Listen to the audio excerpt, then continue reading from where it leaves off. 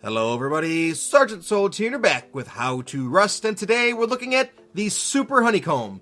Now, I did some Honeycomb videos in the past, and both of the videos, or maybe three of the videos, they featured the half block and the half block stair. Those are gone, no longer in the game, so I figured it was time to do a new Honeycomb video. So first of all, we're going to look at the one method of honeycombing that almost everybody uses, and that is the one foundation, whether it's square or triangle, that is too high. And then after that, you cap it with the floor. This is what pretty much everybody uses now. The reason they use this is because if you're looking at a small group raid, they're not going to be able to get up onto your second or third floor that easily unless they buddy jump. That being said, it is still possible to raid this. It's not 100% foolproof. You could take this wall out, buddy jump on top of your friend's head, take that floor out, and then have a third person buddy jump on top of that, and now they're on the next floor. It's not foolproof, but it is still the method that most people use. However, I have a new method to show you today. Now, I'm sure someone else has already put this video out. That doesn't really matter. The people that watch my videos are asking for me to put it out. They want to see me put it out. They want to hear me say, hey, this is a good idea. Maybe you should try it. Also, I have some videos coming up here in the future that are going to feature this style of honeycombing. So I figured it would be a good idea to at least put this video out first so you guys can have an idea of how to do it before we jump into a build that features it. So I basically made this 4x4 honeycombed, so the inside of the 2x2 will be the main base.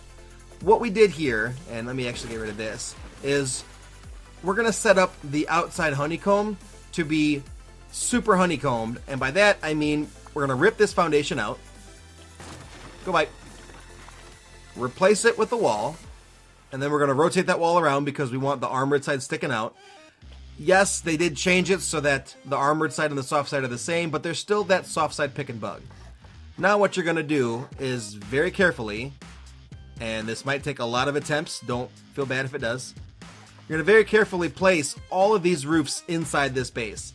Now, it can be rather tricky to get it to work 100%. I had to clip to get that last one.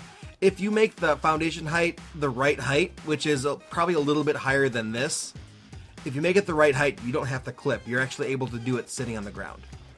So once you have that done, replace your foundation, and pretty much that's it.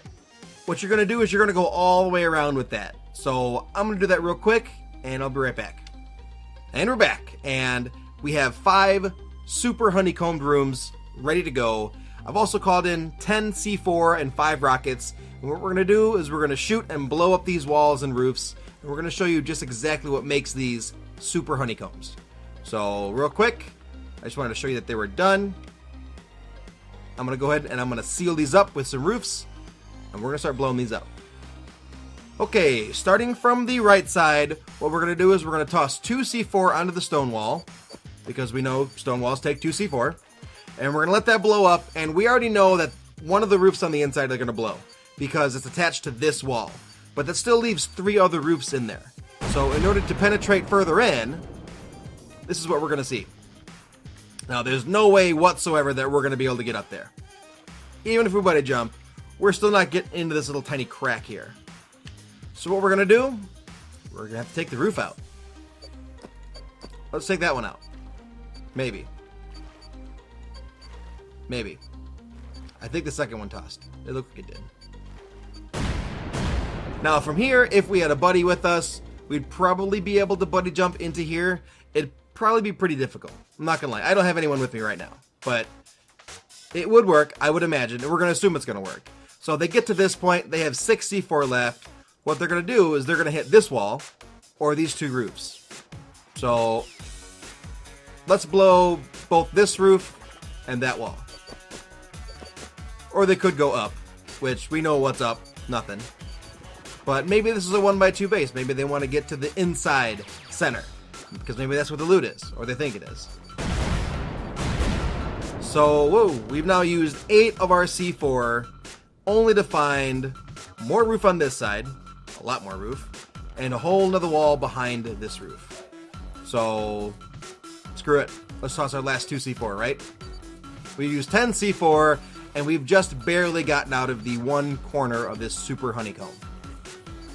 So feel free to go up. Oh, someone's coming over to hear the explosions. Who are you? FGT. Not tone. Alright, fair enough. Hello, not Tone. Now, we're going to go to the other side of the base because we don't want our rocket results or our C4 results to kind of mesh together, which is why I did rockets last. So we're going to look at this. We see this is all full health. You know, no splash damage from C4, but someone's going to say something about not knowing that C4 no longer has splash damage, blah, blah, blah, blah. Did you just shoot at me? Rude. Anyway, so what we're going to do now is I'm going to shoot this one right here. Actually, let's go for the corner one. I'm going to shoot that one. And I have 5 rockets. Now, I know I'm only going to get through the one wall, but screw it, right?